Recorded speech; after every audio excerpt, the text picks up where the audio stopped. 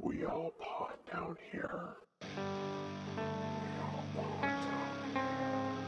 We all pot down here. Should pale death with treble dread make the ocean caves our bed, God who hear'st the surges roll, deign to save the suppliant soul. Welcome to We All Pod Down Here, I'm Dan. and I'm Brittany. And if you didn't get it from the opening quote, today we are going to talk about The Lighthouse from 2019. So, just a quick overview of the movie. A lot of people consider this a horror, some say it's psychological thriller. We feel it's pretty much a little of both. Leaves you wondering what's real, what isn't. The blurs between reality and not are hard to pick up. Yeah. Especially as it progresses. It's very unsettling. It's filmed in black and white. It's done at a 1.19 to 1 ratio. Robert Eggers directed and produced this, and he co-wrote the script with his brother Max Eggers. So Max had originally, from what I've read, wanted to make this film more of like a modern take on the Edgar Allan Poe's work that was often called The Lighthouse, but I don't know if it was ever officially titled that. And I've read it. It's like a page or two. Like there's his last written work, right? It is his last written work. It's never been finished. No one knows where he was going with it. It's barely started if you read it. But basically, it's supposed to be like the journal entries from a man that's posted at a lighthouse, and it's supposed to be just him and his dog, which realistically that would never happen. Originally it was they used to do it as two, and then it became three people. And we'll get into that a little bit later because that kind of ties into this. So basically, in the Edgar Allan Poe story, he thinks he's hearing things in the walls. He's unsure how stable this actual structure he is in is. And it refers to the base of the structure as like chalk. And that's pretty much where it ends. Like, that's all we know. So for anyone that's read this, obviously you're going to quickly realize there's pretty much no resemblance to this movie, but apparently... title only, really. Yeah, that's pretty much, I think, what he wanted to go with was this was meant to be like a lot of Edgar Allan Poe stuff, not sure what's real, the unreliable narrator. But basically, with that said, there's some Poe homages that are paid in this, such as the idea of being buried alive, alcoholism, insanity, and then of course there's a lot of parallels to Prometheus and as well as psychological themes, and again, we'll get into those in more detail as this progresses. But as always, spoiler warnings out the wazoo. With most of our shows, you're going to find that we're going to discuss it in detail. Occasionally, I think we can do I want to do some new movies and maybe do a spoiler-free review of some of them. But again, Yeah. This one came out in 2019. It's on Amazon Prime. If you don't want it spoiled, go watch it first. For sure. So references, we used denofgeek.com. There was some really good info there.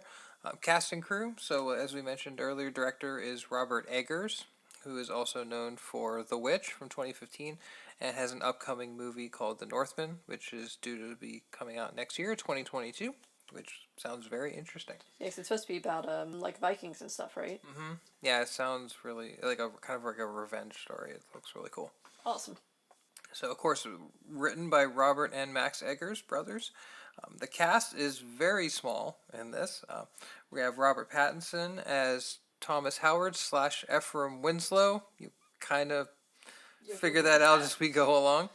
Of course, Robert was in Harry Potter, Cedric Diggory, and unfortunately, The Twilight Saga as Edward Cullen, and in Tenet as Neil. Now, to be fair, he did a very good job with what he was given. Oh, he was given crap. I mean, if you put glitter on crap, it's still a big, festering turd. But again, I just want to give him his due credit that he's a very good actor. Oh, I don't want to take any negative. Absolutely wonderful actor. Twilight is shit. And we lost half the listeners. Not really. Oh, well. We also have, of course, Willem Dafoe, who plays Thomas Wake. Willem Dafoe has an illustrious career. Just a couple of things. Some of the bigger stuff he was in. Platoon as Sergeant Elias Gordon. Flight of the Intruder as Lieutenant Commander Virgil Tiger Cole. The English Patient, which I agree with Elaine. I hate it! I had to. You had to. This is going to be like a Seinfeld reference in every episode, really. The Boondock Saints, absolute classic. Spider-Man 1 through 3 is Norman Osborn / the Green Goblin. It's the Tobey Maguire Spider-Man. Mr. Bean's Holiday, which I almost forgot he was in, and Finding Nemo and Finding Dory as Gil. Also, Antichrist. which I have seen and you have not. Indeed. And we should watch it at some point, but just kind of like buckle up. Yeah. And last and definitely least, the Netflix version of Death Note is Ryuk. Now, his performance was one of the only positives of that movie. He played Ryuk perfectly. Just the script was terrible and everything else was terrible. Yeah, that movie can die. Mm-hmm. But write it in the note. Ha! We also have Valeria Karaman, who was the mermaid. She was in Gregor. That's pretty much her only other credit. And we have Logan Hawks as the real Ephraim Winslow. And no other credits for Mr. Hawks. At least that we could find. So we start out in the 1890s in New England. We're going through a lighthouse changeout. There's a foghorn. There's a creepy foghorn. The lighthouse itself is creepy, and apparently this lighthouse itself that we see was actually built just for like this. Like this wasn't even a real lighthouse. They just built it for the movie. And apparently the locals wanted them to leave it up, but apparently it had been built out of like wood and a lot of stuff that would have been like deteriorated very quickly, and they felt it was just way too dangerous, so it was taken down after the movie. Yeah, you think if they had any kind of like strong storm or something like that, that wouldn't have been good. Yeah. It's also a very, very isolated place, right? Yeah. So like, Ephraim Winslow, who's of course Robert Pattinson, he gets a contract gig as a lighthouse keeper, also known as a wickie, for about a month on this very isolated island. I mean, this place is in the middle of nowhere, which is, where the creepiness usually starts, middle of nowhere. So Ephraim is supervised by the island's keeper, Thomas Wake, played by, of course, Willem Dafoe. And to start the movie early, Ephraim's bringing his stuff in. He finds a small carving of a mermaid. It's located in a small hole in his bedding. So he looks at it and throws it in his jacket pocket, and it serves as a very important symbol throughout the movie. And also, I want to point out that at the very beginning, probably the first thing we see when he's walking in there is Willem Dafoe farting. That's a theme. This whole movie is him farting, I swear. There's a lot. It's a very flatulent movie. Yes. But yeah, so they go to have dinner, and they have a bunch of like potatoes and stuff like that. And I remember as soon as they sit down, Dan, dim candlelight. I know it's atmospheric. Yes, I remember while we're watching it, I even wrote it down in like my notebook that you looked at it and you're like, huh, well that's romantic. Yeah, nothing more romantic than being on an isolated island with, taking care of a lighthouse when Willem Dafoe keeps dropping crop dust. Yep. So then Willem Dafoe does that toast that Dan so perfectly read at the beginning. I'm going to attempt it, but again, no promises here. So, should pale death with treble dread make the ocean caves our bed, God who hissed the surges roll, dying to save the suppliant soul. To 4 weeks. So they're going to be here for 4 weeks. Yep. And Ephraim basically he's by the book. He doesn't want to drink. Thomas, again, Willem Dafoe wants him to drink. And also he tells him he cannot tend the lighthouse, and he's just generally being weird. It's really strange, right? Because he's like a possessive kind of thing over the light. Yeah, and his weirdness reminds me a bit of the Antichrist. Again, I know you didn't see Antichrist, but within Antichrist, it's got a weird vibe the entire time. So this immediately made me think of that. I have a theory why he doesn't want him to go into the light, though. He doesn't want him sparkling. But we don't want sparkly vampires. No, we don't. So Rob can't sparkle in this movie. That's why he's not. Plus, they don't have a baseball diamond in here. No. So, of course, Thomas Wake is just a very demanding and just a slovenly prick. This guy is just awful. And he makes Ephraim do all of the difficult jobs where it also seems like he's doing a whole lot of nothing. He gets a power trip out of this. It feels like he needs to be in control. Some things he makes Ephraim do, like carrying really heavy kerosene containers all the way up the steps of the lighthouse. And then he tells him, no, you can't carry the big ones up here. You carry them all the way back down and do the small ones. Makes him paint the lighthouse in this very precarious, pulley-looking contraption that I would personally want nothing to do with ever. The moment we saw that scene, I was like, nope. Yeah, it's I don't like heights in that thing. And to have this crazy guy, the Wake, be in control of it, this guy already seems very imbalanced from the very get-go. And it breaks, and he falls. Yep.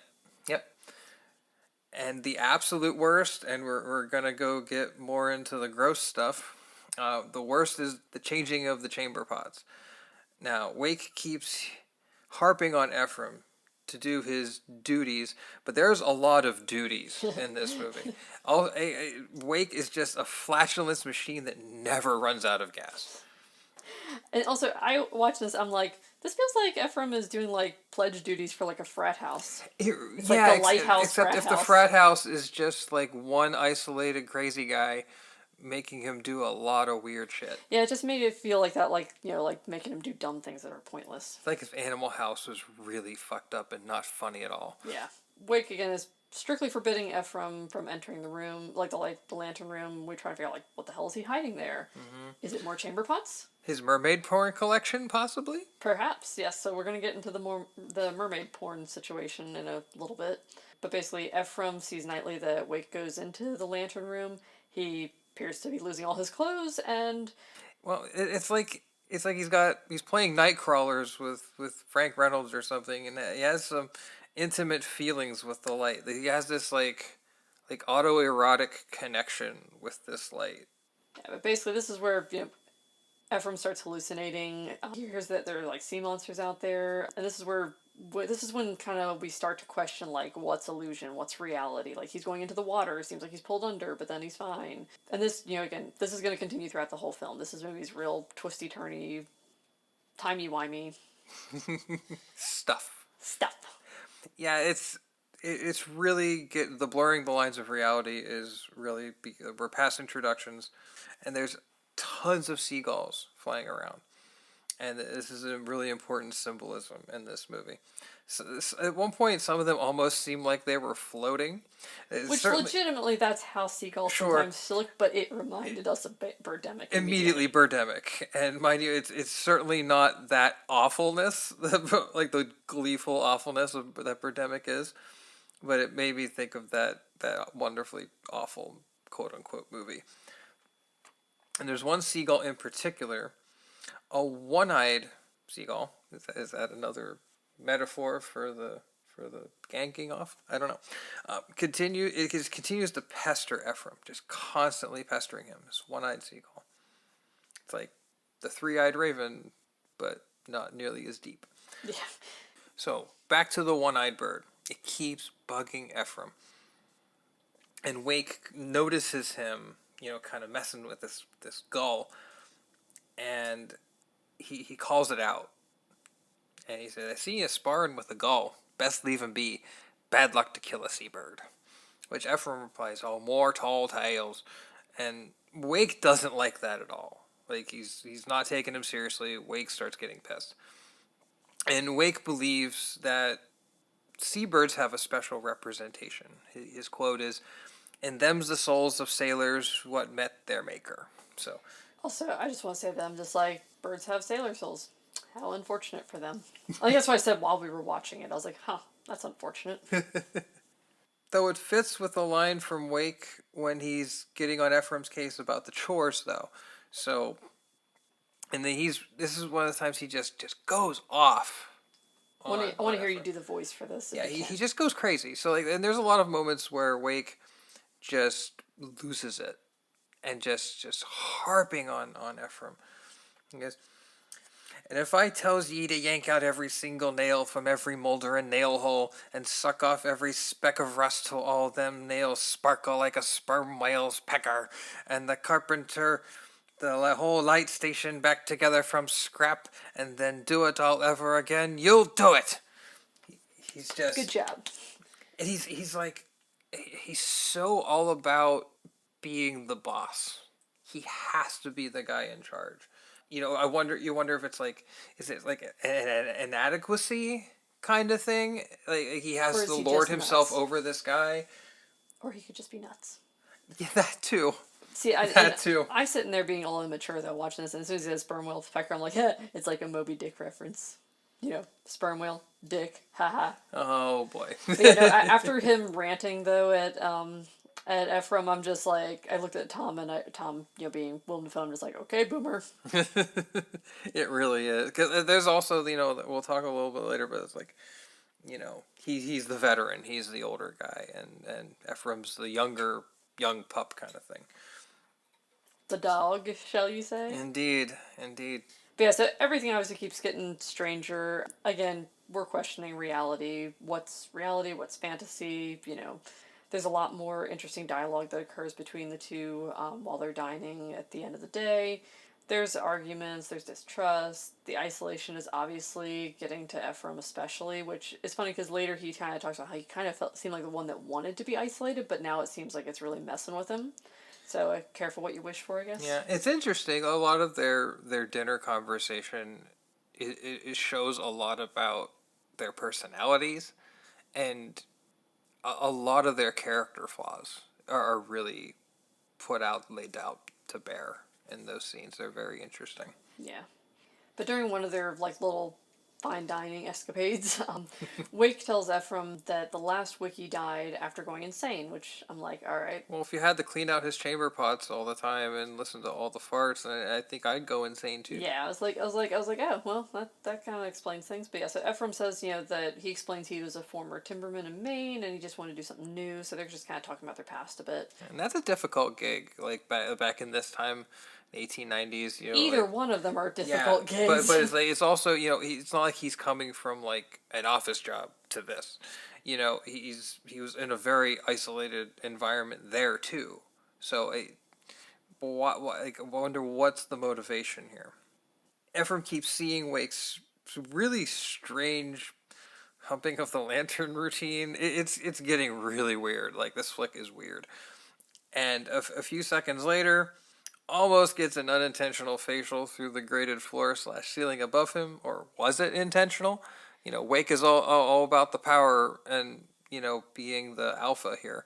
So I don't think was it intentional? Or I don't think he knew he was there. But yeah. What's weird is you see what looks like a tentacle wobbling around the floor. Yeah, this again with like the blurs of reality. Yeah, so we don't know. Because he snuck up there and real quietly. So again, maybe he knew he was there and he's just like, yeah, you're gonna get a cum shot to the face. But maybe he's hiding tentacles in that beard of his. Yeah, no. And when we first saw this, I watched this and I see this tentacle. I'm like, is that something he's banging or is that supposed to be his dick? Like, we don't know.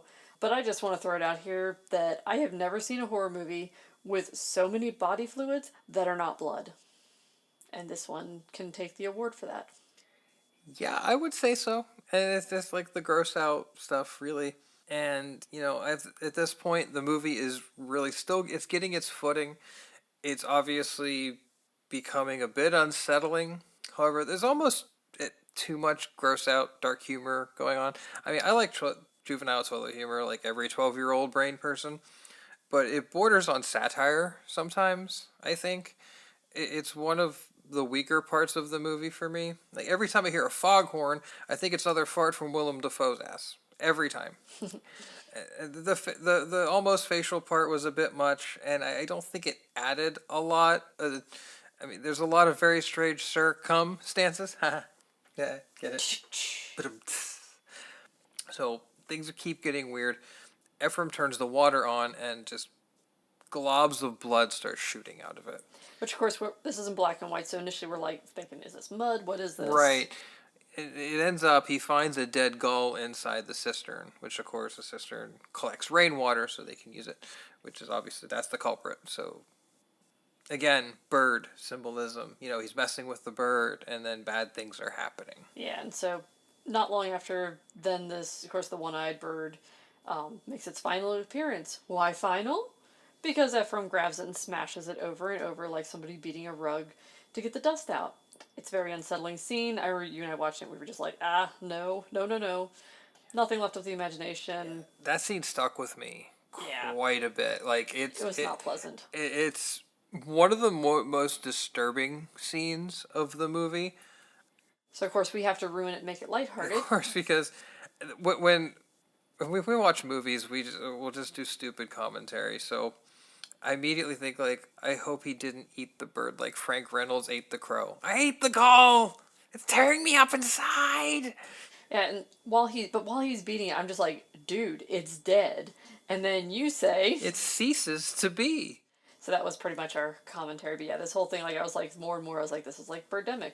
Birdemic and Monty Python and It's Always Sunny in Philadelphia all rolled into one. All rolled into one. But this is brutal. Like, if you're squeamish, this is the part you kind of might want to Yeah, if you take a glance at your phone or something if and you love look up animals, something. this is Look up something happy, like a clip from a Disney movie or something.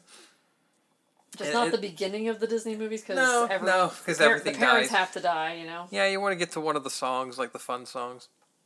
Yeah, Go watch. don't watch the first few minutes of Up. No, just go watch "Be Our Guest" from Beauty and the Beast or something. That's a good, fun song, even though that movie is about Stockholm Syndrome.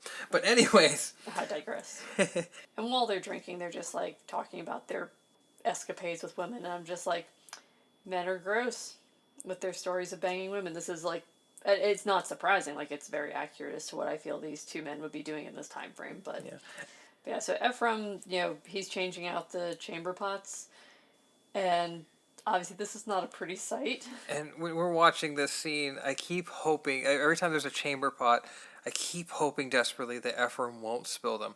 And right here, he did, right in the kisser. Yeah, and I literally, like, while he's walking out there, I kept yelling, like, Rob, no, don't spill the chamber pots. And then, of course, they fly right back in his face, which, fun fact, that poop in the face scene, inspired by The Big Lebowski. Oh, I love that movie so much. I figured you would enjoy Shut the that. fuck up, Donnie. So, or should it be Tommy in this case? Yeah, it should be Tommy in this one. But during one of these chores he's doing, he sees a body on the shore. So it ends up being a mermaid that just starts screaming. Mm-hmm. And again, we're not sure what's reality, what isn't. This quote unquote dead body that ends up being a mermaid. I'm all watching. I'm like, oh, dead body. And I'm like, oh nope, not dead. Just gonna touch the boob there because that's what he does. Yep. And then of course, then the mermaid screams and he's scared. And I'm like, as you should be, you misogynistic cunt. Yeah, you see it laying there. It's like, what do you gotta do? You just gotta touch it inappropriately. Yeah. So, but Wonderful. fun fact, because it basically has a little like fish badge. Oh, it's so. It's weird. It's the thing is like weird. you're like why would you do that? And apparently what they did was they studied like the vaginas of sharks to make that out of like silicone or whatever they used. So fun facts. Indeed. So once he gets back to the house, Wake states that the storm has spoiled all of their food, all the reserves are gone, and they won't get any more food for weeks. So they are up a creek without a paddle. Yeah, up Willem Dafoe's ass shit creek, but it's like a geyser at this point. They're supposed to have been here for 4 weeks. They apparently, through this time, we've realized though, because they're talking about this, and we realize they don't know each other's names. They've literally for 4 weeks supposedly been Sir and Lad, because the tender is supposed to be come at this point. Tender doesn't come because of the storm. Again, that's when we find out about all the food being gone. As soon as he's like, the tender ain't coming, I was like, yeah, the tender ain't coming, but I'm sure you did. But yeah, they're don't want to shed any light on that. Nope. So they're obviously at this point. It seems like they're losing this. At this point, I was like, I'm really confused. I don't know which one of them is losing it. Are they both losing it? Because Thomas Wake, Willem Dafoe's character, is sitting there talking about like that they've only been here for like a day, but then it seems like it's weeks, and it's like you're just like again. Reality time, everything's a blur at this point. These guys are in trouble, and these two fine scallywags find a crate of gin. Yep, more booze. And doesn't he dig it up like they start digging it up like. So he knew where this was. Yeah, so they knew there was something there. But it just ended up being a whole lot of gin, because just what these two guys need this side of scurvy. Yeah. It's like, when they drink, they drink. Yeah. Like, there's some scenes when they're drinking, just like, both of them is like holding the bottles totally vertical, and just all of it they're getting more pouring down over their face that's actually getting in their mouths. Like, they have lost it. Yeah. They're drinking. They end up going upstairs, and this is where they're kind of like doing like a bit of a back and forth, having a chat. At some point, I forget exactly how, we've basically, Ephraim says he doesn't like Tom's cooking, and Thomas can't handle this, and he loses it. He goes on this like rant and like basically curses him over this cooking. Red Lobster, this isn't. Yeah. Where the hell are the Cheddar Bay biscuits? Yeah, that's pretty much what he should be like. He's like, no, you like my lobster, and after he goes on this tirade, like, how part of it, I remember you wrote part of it down for how he says it. And a lot of this goes into what we'll go into a little deeper later, with some kind of philosophical and mythological connections. But he says, "Hark, Triton, hark!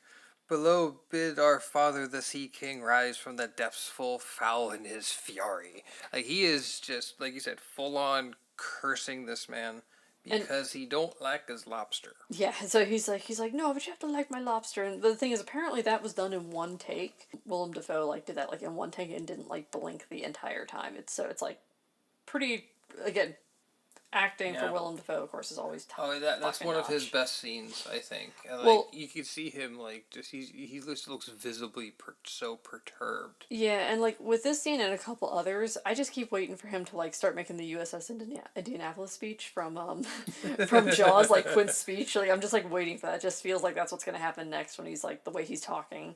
This sea curse rant, all I could think of was like, this is 1800s Gordon Ramsay, and while we're watching the scene, I'm just like, go home, you're both drunk. Oh, that's great. Oh, I put in my notes. Apparently, it was, yeah, that was done in one take, and Willem Dafoe didn't blink for 2 minutes. So Yeah, that's right. You look at his eyes; they just don't move. yeah, Like, so it's we so need impressive. him in the event that there's weeping angels. That's For what sure. I've learned from this. For sure, the Doctor could use him in that scenario. Yes, but yeah, so like at the end of this like whole curse, finally, like, you know, Ephraim looks like he's fine, have it your way. I like your cooking. So Yeah, like now it's like, yeah, like after this whole long rant, and he's just like, all right, whatever. So Ephraim, you know, it's the next day. He goes upstairs. He's trying to pick the lock to get into where the logbook is kept. So Thomas has this logbook, and he wants to know what he's been writing about him, probably. So he can't get in there. He goes upstairs where Thomas is sleeping and finds it on his chest, the logbook. So he tries to grab the logbook, but then he looks and sees the keys and realizes the keys are to not only like his little like locked desk thing where normally it is, but also of course to the light. But then he he starts to grab the keys, and then he stops and he's like, oh wait, I could stab him, and he thinks about killing him. And I'm watching this, I'm just like, for fuck's sake, Ephraim, make up your mind. And of course, at this point, you know, Willem Dafoe, Thomas's character, wakes up. So I want so bad, this whole movie, I wanted so bad for them to get into that book, and it's just to be written like nonstop, all work and no play makes Tommy a dull boy. That would have been really, really I would have great. loved that so much. And then it just starts getting weird. And I don't know if, you know, this is kind of like to show like the signs of isolation really kicking in, because it's just these two guys on an island. Ephraim just jerks off to the mermaid carving like there's no tomorrow. Is there a tomorrow? We don't know yet, but it's very blatant. Still, the carving probably had, you know, a little more movement there than Bella. So I can understand, you know, the carving being a little more of a thing. And everything continues to get worse from here. Shocking. Yep. Hallucinations, including a lobster trap with a one-eyed head in it. Likely the head of the previous wiki, I'd say. And when when I was watching this, I didn't put two and two together, but then I realized, like, while we were like kind of like looking back over things, I was like, oh my god, fuck, that seagull was supposed to be the reincarnation of that wiki, wasn't it? It very well could have been. That's a really good observation. I didn't even think about that till we were like kind of talking about it, and I was like, wait a fucking minute. Wake and Ephraim are more seeming descending into madness. They're drinking like sailors, of course. And the storm keeps annihilating the island. The song they sing, "Doodle Let Me Go," it's a kind of like a shanty song that they start singing. And they're dancing, they're slow dancing. At one point, I thought they were gonna kiss, but then they fight, and then they're fine. Yeah, it's like sometimes it feels like it's like erotic, and then they're at each other's throats. You know, the descent in the madness continues, one rancid gin fart at a time. Laying down, and this is where Ephraim starts to tell him about the fact that his name is actually Thomas Howard.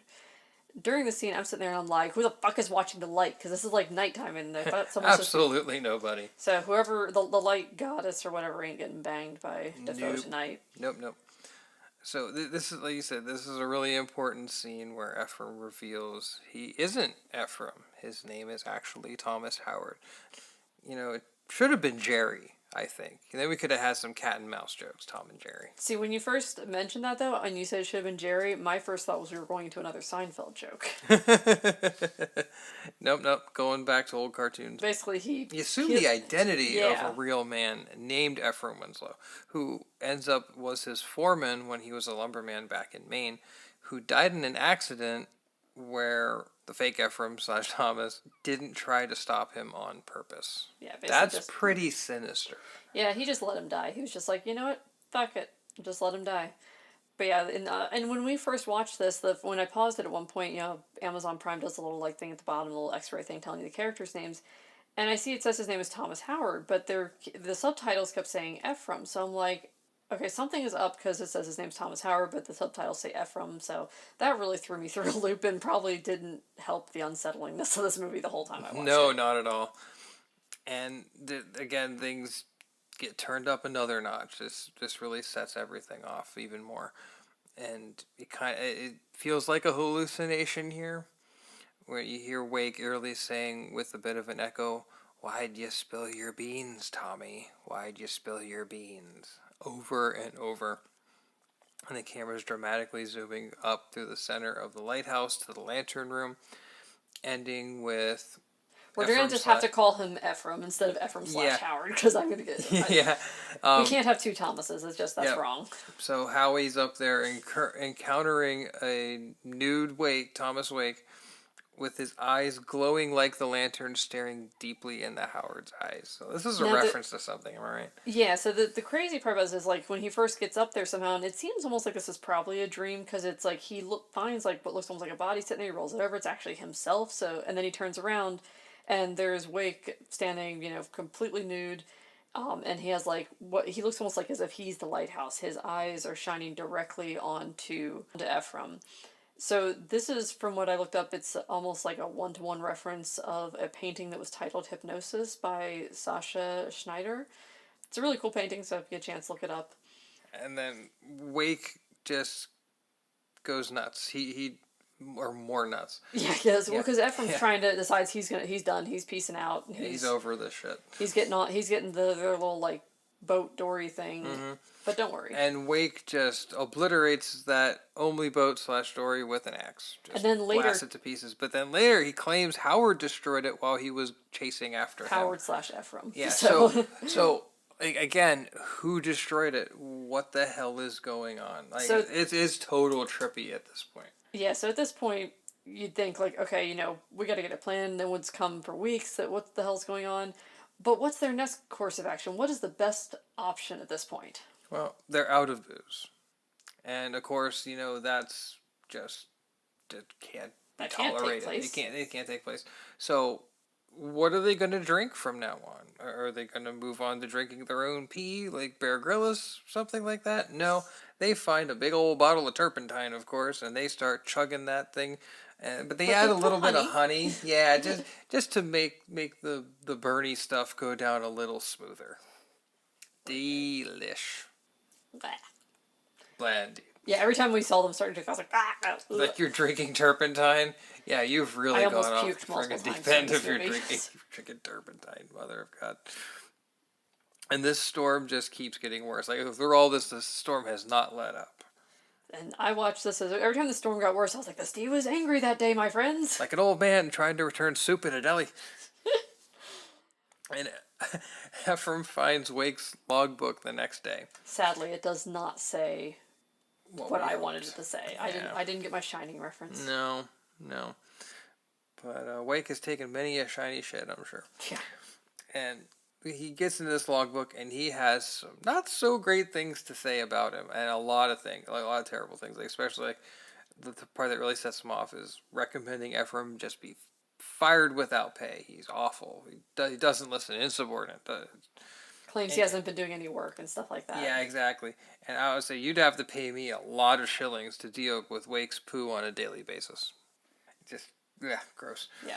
And so Ephraim attacks Wake while hallucinating. He kind of starts flashing around between pictures of the real Ephraim, the guy he allowed to die, the mermaid again, and then an image of Wake representing Proteus, which is something we're going to dive into a little more. But when we first watched this and I didn't know about this, I was like, is that Neptune? It's an absolutely valid thing to think. Yeah, so at this point, Howard has beaten the crap out of I keep saying Howard. Ephraim slash Ephraim Howard. This slash is where it gets Howard. confusing. Okay. Ephraim and Howard are the same guy. Yeah, so if I accidentally say one or the other, forgive me, folks. So anyway, Ephraim has beaten the crap out of Thomas. Pun totally intended. Totally intended. So yeah, but at this point he sits there and tells him like he's gonna be like a dog. He drags him to a hole he's made by the lighthouse. He's got like a rope around his neck, and he's making him bark like a dog because of the part throughout this movie. A lot of times Thomas would call Ephraim a dog, and he just fucking hated it. Yeah, like when he was like really getting on his case, insulting him, he always called him a dog, and it just Ephraim hates being called a dog. He just hates it. Yeah, so tables have turned at this point. So turn the chamber pot on Wake to get the upper hand. pretty much. So yeah, so he's like dragging him out to this pit, and then he just basically starts burying him. Yeah, and I thought of the band Catatonia. The song "We Must Bury You" just comes to mind right away, and some of the lyrics of that just creepily fit really well with what's going on. And so you have this like nice deep like meaning, and I sat there and all I could think of was Step Brothers. He was like, "What are you doing? I'm burying you." And then he's like, "Oh, be buried." He's like, and I just like was like, "Shut up! You wake the gulls." and for me, like seriously, this scene is unsettling as hell. I think this scene is the one that disturbed me the most, and you just see Wake's face, and he's just going on and on while spitting out dirt. While spitting dirt in his mouth. He's getting in his mouth, and it's getting all over me. He's just spitting it out, and the dirt keeps piling on more and more and more.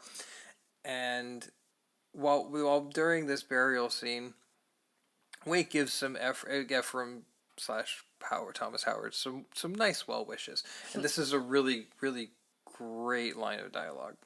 So, and it's going back to Promethean and stuff like that. So, which we'll dive into later. But yep. So, what Protean forms swim up from men's minds and melt in hot Promethean plunder, scorching eyes with divine shames and horror, and casting them down to Davy Jones.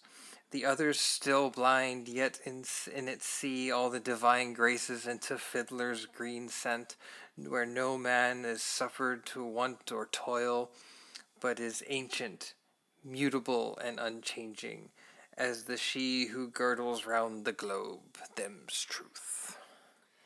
So at this point, now that he's done his little crazy speech, Ephraim's jumps down in there. He gets the keys to the lighthouse. At this point, he's going into back into the building. He thinks he's getting to the lighthouse, but apparently Wake was not dead. Decided that he was just gonna rise from the grave. So he ends up hitting Ephraim with an axe, screaming, "The light belongs to me!" It's about the possession thing. Yeah. Again, it's a very overarching theme of this. It's like he has to have the upper hand. He has to be the alpha in control. The light is his and no one else's. But Ephraim actually overpowers Wake at this point because, he's an older man, so I guess at this point he finally couldn't dominate him anymore, and he straight up kills him with an axe. Splash of blood. You see him bludgeoning him, like what we assume is like his face. He kind of just drops it. Like, it like drops it like a hammer. Yeah. And you just see a splash up. Yeah. And a lot of these scenes, especially like chamber pots in this, I'm really glad this was in monochrome and black and white instead of color. But yeah, so then at this point, Ephraim finally ascends to the top of the lighthouse, and he comes face to the face of the light at last. He unfurls a blood-curdling scream. Bunch of distortion, too. Yeah, but the thing is, you can tell he's doing this blood-curdling scream, but I can't actually hear it. Remember, it has like this really like creepy, loud music over it that just kind of I think it's supposed to be symbolic of it. Yeah, it's like a fuzzy distortion where you hear him screaming, and then he takes himself a tumble down those long spiral staircase down the lighthouse. And then we're getting to the finale here, where we arrive at the beach. We don't know how much time has passed, but we show Ephraim's bloody, beaten body just being picked apart by gulls and seabirds. And, of course, getting the more of the symbolic mythology into this mirrors the fate of Prometheus. And the story of Prometheus is very interesting. It turned out with him in the end. He was bound to a rock by Zeus, who is the asshole of all assholes. Yeah, Zeus is always terrible. Like, I remember It's all when I was, happy-go-lucky in Hercules. yeah, I know. Like when I watched Hercules as a kid, I was like, "Ah, Zeus is fun." And then as an adult, I learned the tales of Zeus. I'm like, "Oh no, Yeah, that is not it's not Zeus." Jolly Rip Torn like in Hercules. It definitely No, is not at not. all. So what happens here is, with Prometheus, an eagle, which is the symbol of Zeus, eats his liver, and said liver would grow back overnight, and this fate would go on repeat like the worst kind of Groundhog Day scenario. Or Happy Death Day. Such a great flick. I love it, but we should review that at some point. But yeah, so at this point, the ending scene was actually also inspired by a drawing that had never, I guess it was like completely never, they never titled it, but it was a Belgian artist named, is it, because it's Belgian, would it be Jean? Jean? Jean Deville. Jean I Deville? believe. Could be yes, wrong. But yeah, correct me if we're wrong. yes, please. To the director hate mail directly at me. So that was from 1888. But if you look at it, it's a very interesting comparison. So what I gained from this whole movie was the moral of the story was don't fuck with gulls. No. Definitely not, because that's where everything really went to shit. Yeah. Well, it already went to shit, like, immediately when the farting, but... Yeah. But yeah, so that was the movie, so I guess we kind of go into some of the other, like, kind of like backstory fun facts. Yeah, and some of the more deeper mythology, so... Again, like we mentioned, it's based loosely, very loosely, on a true story. Very loosely. So there was a really cool interview article from Den of Geek that we mentioned before. Really cool stuff. We'll have a link in the show notes where Robert Eggers states, basically there's a well-known story about two lighthouse keepers in Wales who at the beginning of the 19th century got stuck on their lighthouse station during a storm. One was older, one was younger. They were both named Thomas. The younger one had a real sordid past. The older one dies, and the younger one goes insane. And that's where the similarities end. I mean, that's so bare bones. So, and now just to kind of tell folks what actually happened in that scenario. So, what it does is, or what happened was, these two guys, the younger guy, somehow the older guy died in an accident or something, and he was worried that if he just threw his body into the sea, or gave, like an ocean burial, people would think he murdered him. So what he did is he did his best to try to construct a coffin and, like, keep him, like, there, so at least when the people came, he could be like, see, he died of natural causes. Well, at least it wasn't a Working at Bernie's scenario. Yeah. But so he, somehow, I guess there was a storm, it broke apart part of the coffin, and his hand would come out, and it was near his window, so every time the storm happened, it kind of looked like he was waving to him. Ooh. And this is what kind of sent him down into, like insanity. Madness. Yeah. But so this is also why after that scenario, because everyone said he was never right again, obviously. So that was why they started imparting the rule of having 3 keepers rather than 2. That makes sense. On that same note, this is, again, I've read some things they tried to say this was very, very loosely tied into the Flannan Isles lighthouse mystery, which if you get a chance, look that up. It's a super crazy story. Basically, the SparkNotes version of that is that there were 3 men, like they're supposed to be, in the lighthouse. And when they went to do the change out, they were all gone. Just completely gone, vanished. As the best theory that I think could have happened, because they never found a trace of them, and they had, like, their boots and stuff in some places were kept. Like, it's, like, almost like they just, like, vanished. So, aside from the idea that it could have been aliens, because I'm not saying it was aliens, but it was aliens. They think that maybe that the one had trouble, something happened to him, and then a rogue wave came out. The other 2, while they were trying to help the guy, got swept away by this rogue wave, which the rogue waves are, for anyone who don't know, are just like these random waves that out of nowhere, they're not like caused by like the tsunamis where they're caused by earthquakes and stuff. No, it's just this random wave that for whatever reason just hit things right, and it is like 50 feet tall, and they think that's what may have happened to them. Again, I don't know how that loosely references it, other than when they'd probably come back, there'd be no one there. Yeah, exactly. And, like we mentioned earlier about the whole Prometheus mythology that's really connected. So Thomas Wake really mirrors Proteus, who's known as the Old Man of the Sea, which is a quote from Homer. He's Poseidon's son, Triton's brother. He lived on the Isle of Pharos, which housed the famous Lighthouse of Alexandria. And Wake sometimes seems like he kind of sees himself as a god of sorts, like the ruler of the domain that is the light in this lighthouse. Like he sees himself above everything, and like whoever the wiki is who's with him is just beneath him and there to do the grunt work, so he ultimately can just live out his perturbed fantasy life. And Ephraim slash Howard, he mirrors Prometheus with his fate being similar. You know, he stole fire from the gods, aka the light, to give to humanity. And though they view themselves differently, they really are very similar. The symbolism of both men wanting to control, wanting to reach their version of the American dream. Wake's wanting to rule over the wiki. He wants to feel, like he's in control. Again, old man of the sea. Yeah, and it's like the American dream thing. Like what each of these guys, like the American dream was a big famed thing. 1890s. Accomplishing all this stuff, and what do they want? Ephraim slash Howard, Thomas Howard. He essentially just wants to live on a patch of land and disappear. He just wants to be left alone. A quote from him in the movie: "Sometime soon I'll raise my own roof somewhere up country, with no one to tell me what for." That's all. It's all he wants. He just wants to get the hell away from everything.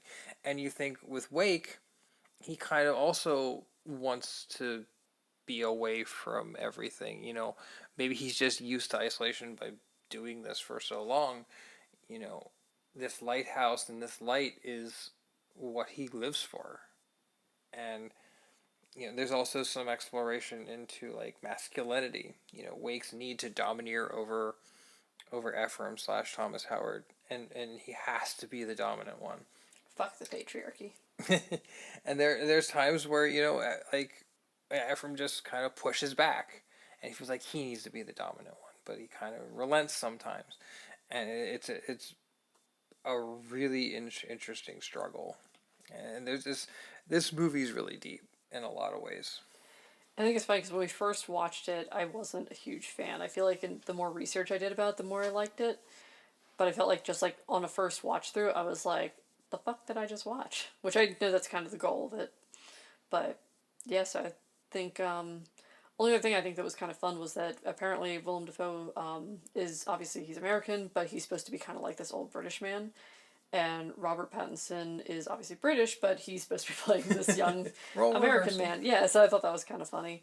You want to get into our review? Yeah, I think that'd be good. So I'll go first if that's okay. Yeah, go for it. So I think that, again, my first initial thoughts when I first saw this, I wrote down that I liked the way it was shot. It obviously helped set the mood.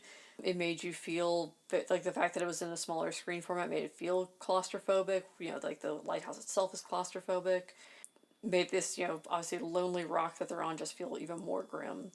There's parts of it that remind me of The Shining again, and the isolation horror. Although I'm still disappointed that the book didn't say all work no play makes Tommy a dull boy, because that would just make me so fucking happy. With the chef's kiss. Yes. Mwah. But yeah, I liked how we kind of were left with more questions than answers. Obviously, acting was top notch. The dialogue felt very much of like the late 1800s as intended, and I felt like watching though, like when the first watched it, I was like maybe a little too lowbrow, and this was a little too deep and artsy for me.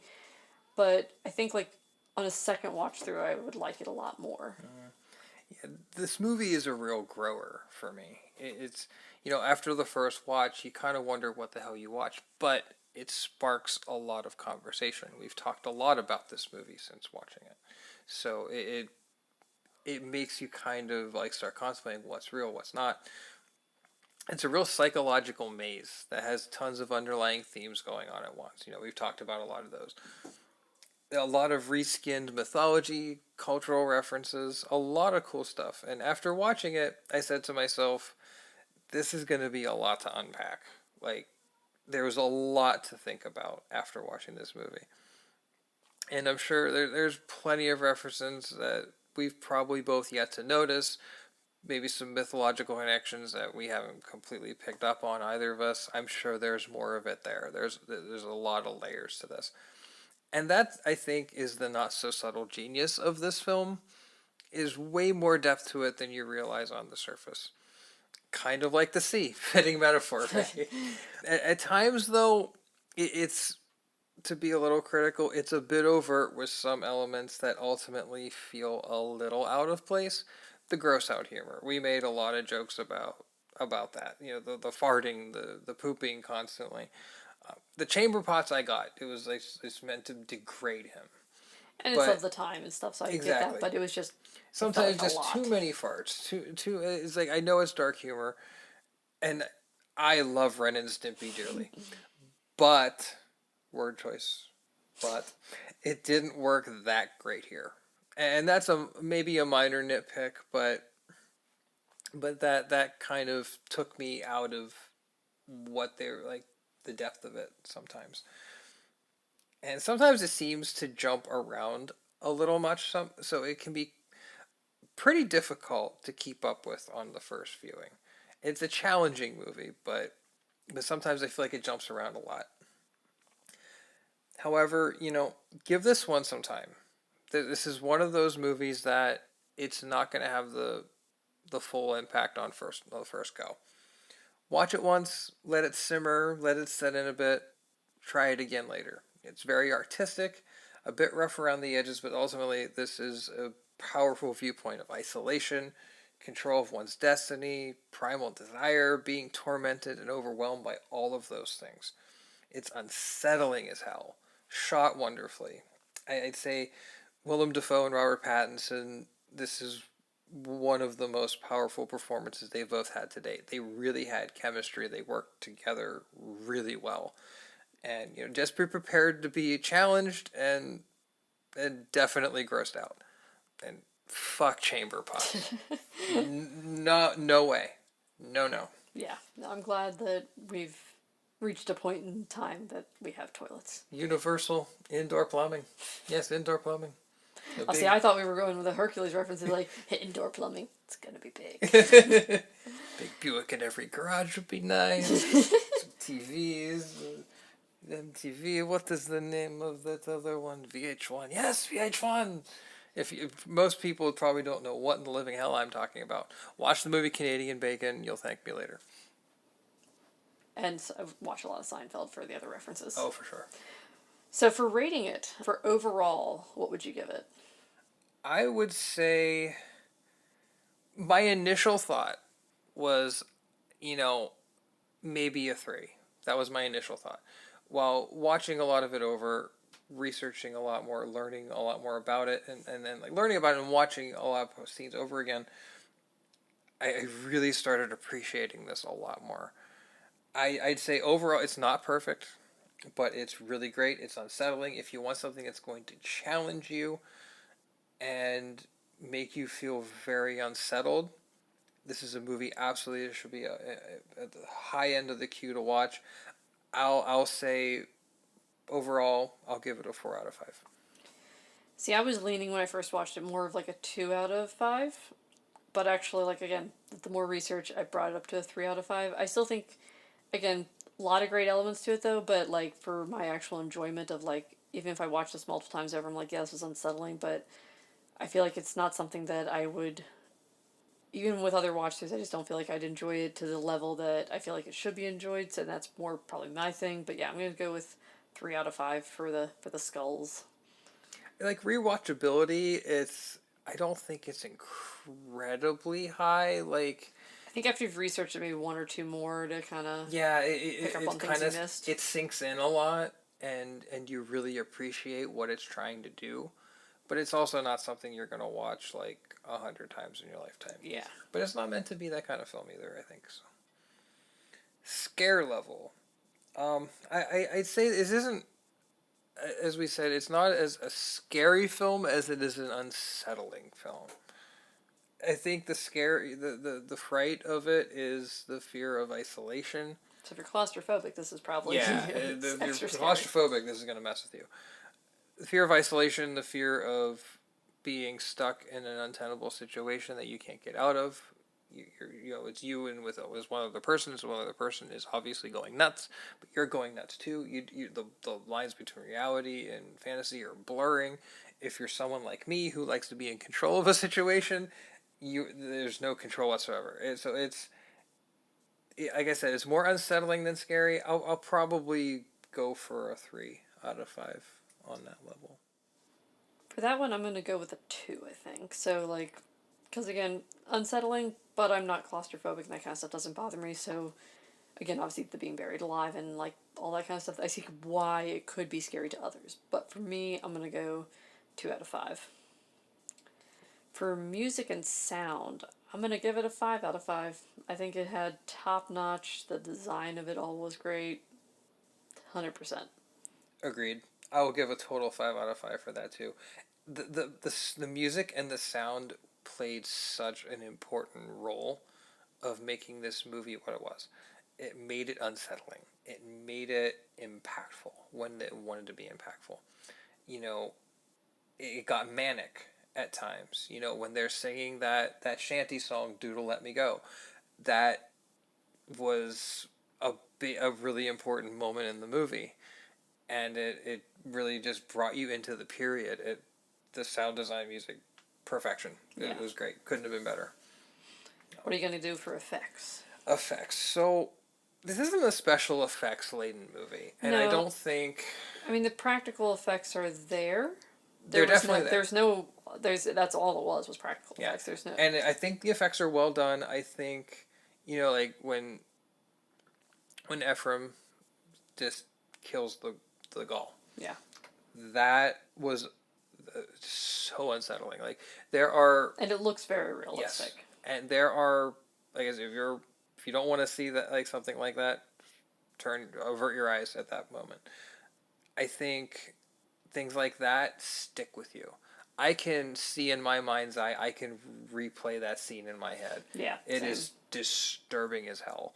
And the effects were really well done. I mean, like, the fact that they built that lighthouse just for this, and, like, different things, the way it was shot, like when they're like the inside stuff that was done on a soundstage. Yeah. To clarify. but like when they're going, like it's like the camera work, production, immaculate. Like when they're going up and down the spiral like staircase of this lighthouse. And then when he actually gets to the lantern room, when he like opens the light and stuff, the effects were great. I'd say they fit perfectly with what they were trying to accomplish. I'll give a 5 on that. I'm gonna give a 5 as well. Also because, and I forgot to mention this earlier, a couple of those Gauls were actually trained Gauls they had. So like That's impressive. Yeah, I forget their names. I have to look it up again, but it was really funny names they had for them. But yeah, they had trained Please Gauls. tell me they weren't named Tom. No, they weren't named Tom. let me for the hell of it, I'm gonna look it up Toms. right now. Yeah, it says how a trainer got birds to terrorize Robert Pattinson. That's funny.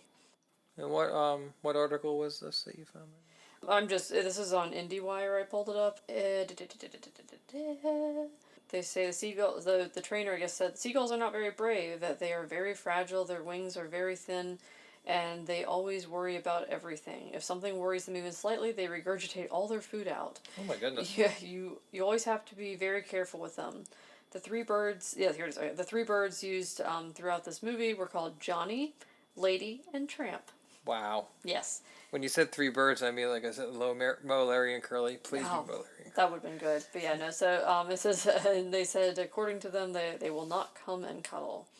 So yeah. After being in this movie and, like, the whole idea of wanting to get them splattered, like, but yeah, so if you want to learn about how that bird that kept, like, that kept going after Robert Pattinson's character, like Ephraim / Thomas Winslow, or no, Ephraim Winslow / Thomas Pattinson. Thomas Howard. Oh my gosh. It's like after midnight, folks. I'm sorry. It's all good. But yeah, no, it's good. I'll give it 5. If it weren't for the trained Gauls, I probably would have gone a 4, but I love the idea of these Gauls being trained just to mess with him. And so last part, gore factor. So, like, do we want to rate this on gore factor, or do we want to rate this on, like, excrement factor? Like poop emojis or something, because there's a lot of poop. Yeah, so I feel like we should still leave it gore, but at the same time, let's let's factor in that this isn't gory. So, like, if someone is true concern is like they can't stand blood, guts, all that, then this is easily a 1. Yeah. Because this is not at all, again, being in black and white, but there's a lot of grossness that almost made me puke. The turpentine, the poop, all that. There's moments like when Wake gets his head splattered with the axe. You see like a bloodshot shoot up. Yeah, or, but like, again, the blood in the it's in sink black and and stuff. white. It's black and white. Yeah, it still has an impact. Yeah, but so I'm gonna go, like, if we go for the fact that, like, again, not so much gore, but like grossness, I guess you could also factor into that. I'm gonna go with 3 because, again, while I think most people could, like, handle this, I don't know why I just kept almost like feeling like I was gonna puke half the time watching it. So I feel like that should be it's like noted. It's the setting, it's the chamber pots, it's the poop and the like the jism and stuff. Oof. And like there's like a lot of funky bodily fluid related stuff in this. Again, like I said, I've never seen a horror movie that had so many body fluids that were not blood. Exactly. Not gory, but it's also not for the squeamish either, for sure. I would probably agree with probably between a 2 and a 3. I'd say probably a 3 just because of the gross out factor, and it will kind of like don't eat dinner while watching this. Yeah, this is not a popcorn movie. No, definitely not. But it's a very psychological movie. It's meant to mess with your head and stick with your head, and it does. Yeah. It pulls that off. For sure. But yeah, I think that's all of it. Yeah, So that covers The Lighthouse. Yep. I definitely recommend checking it out if you want something challenging. So. Yeah, or if you just feel like you need to puke something up, that's also an option. And if you haven't seen The Witch, which is from the same writer director, it's very good flick. Very good. And very much in the same vein, unsettling. We Unsettling, might, at some point, maybe we'll review definitely that check too. it out. That's a great movie. All right, but with that, time to sign off. This has been We All Pod Down Here. My name's Dan. And my name is Brittany. Have a good night, folks. Or day, whenever you're listening. Thank you for listening. Don't forget to rate, review, and subscribe. Share with your friends and family. And check out our website at www.weallpoddownhere.com. Or send us an email at weallpoddownhere@gmail.com. You can also follow our shenanigans at weallpod on Twitter. And at weallpoddownhere on Instagram. And feel free to suggest a movie you want us to review or just something you want to make me uncomfortable with. Until next time, this has been We All Pod Down Here. Be afraid. Be very afraid.